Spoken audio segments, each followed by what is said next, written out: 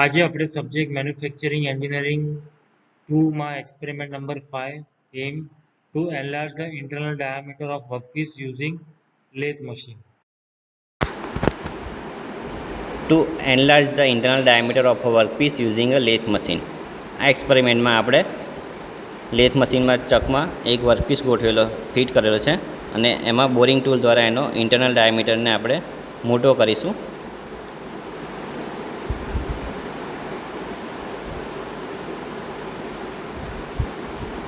હવે આપણે મશીનને ચાલુ કરી અને બોરિંગ ટૂલની એજને વર્કપીસના ઇન્ટરનલ ડાયામીટરની એજ પર લઈ જઈશું અને ધીરે ધીરે બોરિંગ ટૂલે વર્કપીસમાંથી મટીરિયલ રિમૂવ કરશે અને એનો અંદરનો ડાયામીટર એ મોટો થશે.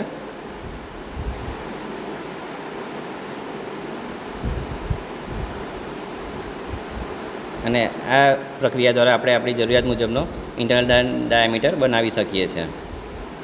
અહીંયા એની સરફેસ ફિનિશ ઘણી સારી રહેલી છે.